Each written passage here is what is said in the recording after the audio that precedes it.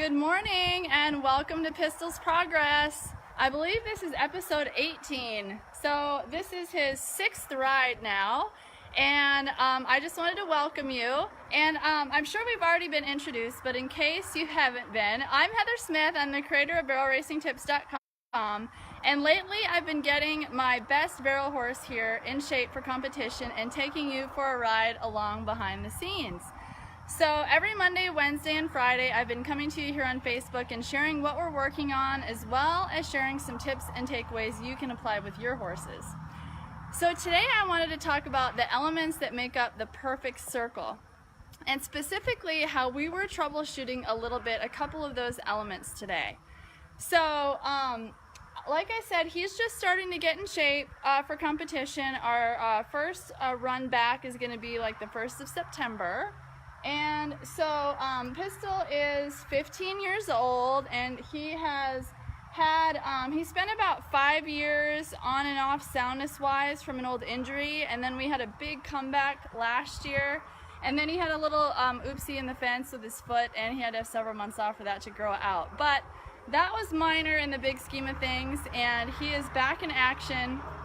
And so I love having my best horse back and just having the opportunity to make progress and develop him and get him in shape. So today it was really kind of like a refresher for those elements of the perfect circle. And I talked about this in the next 50 barrel racing exercises. I grabbed this out of my truck so I can show you, but on page 82 it's exercise 27, specific circles. And I actually shared one of my favorite drills here, a diagram, but then I listed the 7 qualities of a perfect circle. And the 2 qualities that we were working on today were impulsion and the collection and balance. And so basically, if we're having any kind of trouble, or if we just want to be really thorough in our horse's development and make sure that we have all the elements set up to set them up for success in the barrels, this is really like, if you nail all of these, you're going to be on your way. And so this is just really excellent for spot checking your work and making sure that you're not leaving anything out or overlooking anything. So the first one is connection, and that relates to, like, is our horse mentally with us? So one sign, if I was to come in here and if Pistol was to be like kind of gawking off or like not super responsive, like I could see in if his focus wasn't with me and if he wasn't present, then I would fix that first before going forward. Because if our horse isn't mentally with us, then it's going to be difficult for them to learn and get a whole lot accomplished. Even if they are obedient, if they're not really present in the communication that we're having, then our results are not going to be great. The next one is freedom, and it's like, does your horse have the ability to be really loose and really extend in their stride? Meaning, are you making sure there isn't any like tension or restriction in their body? Is there any saddle fit issues, dentistry, like you name it? Like, is there a reason that they can't be like fluid and free in their movement? Is there anything in the way, standing in the way of that? And so that I thought about is a little bit of an issue. I've just been tweaking a couple of things with his diet and his joint support, and I expect for him to be offering me more fluidity and freedom and desire in his forward movement. You know, there are a couple of factors, just the fact that he's out of shape, the fact that it's really hot this time of year in Central Texas, but I'm tweaking some things to make sure I'm setting him up to like give me his absolute best.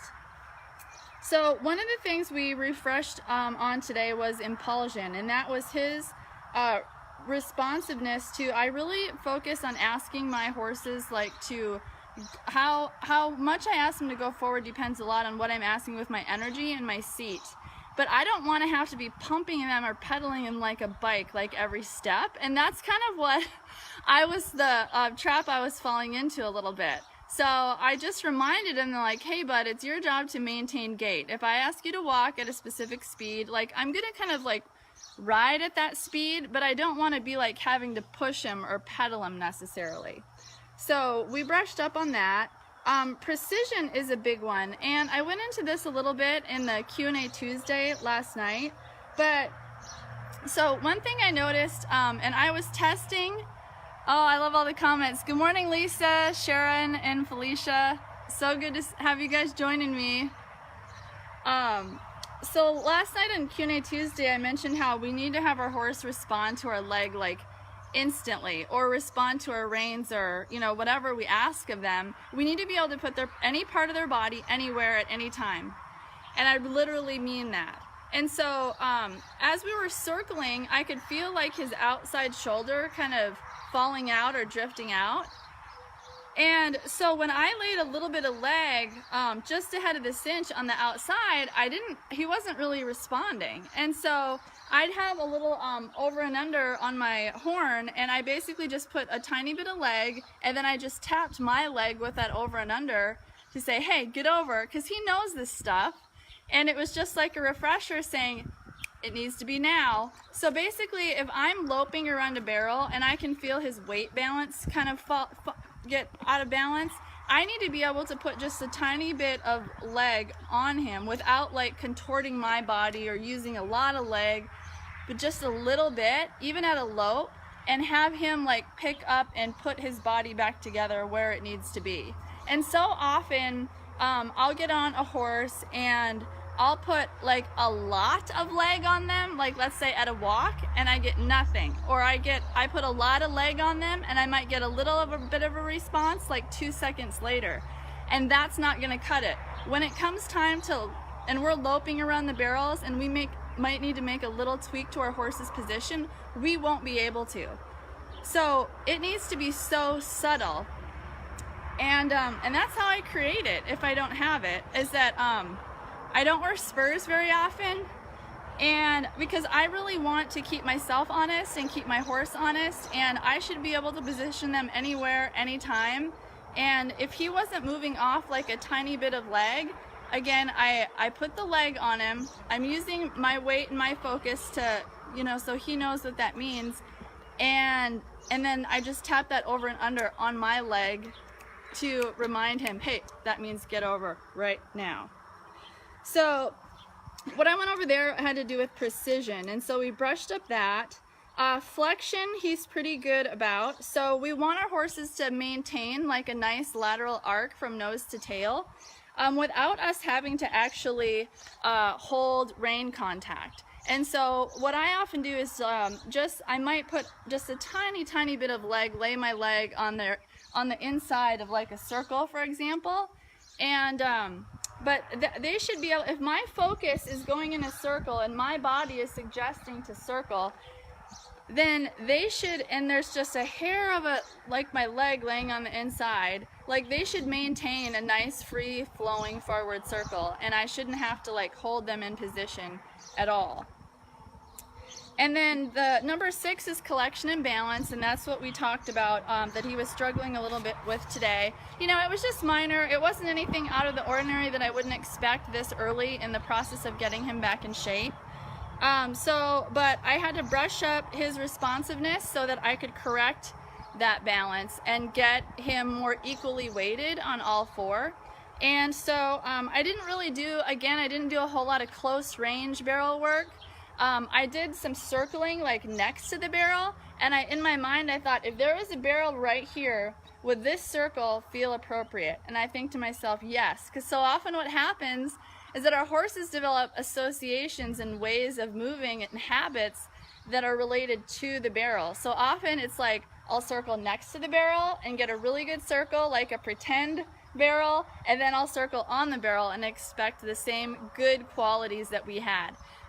And I have such high standards that if the quality of the movement and the circle away from the barrel is not like really good, then I'm not even going to take them to the barrel, or I'm going to stick to doing like much bigger circles where I can have the quality there, because it tends to get a little bit more difficult the more we go down in size.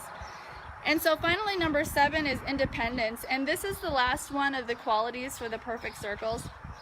Again, this is exercise 27, specific circles in the next 50 barrel racing exercises. And So independence is really when we have built all these elements and we can just like put them on autopilot, and we can lope around a barrel and they can just maintain all these qualities without us having to hold them up like in frame.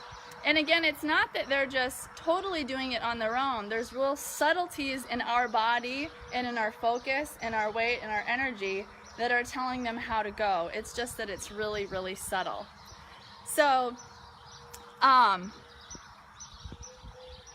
hope that gives you some things to think about.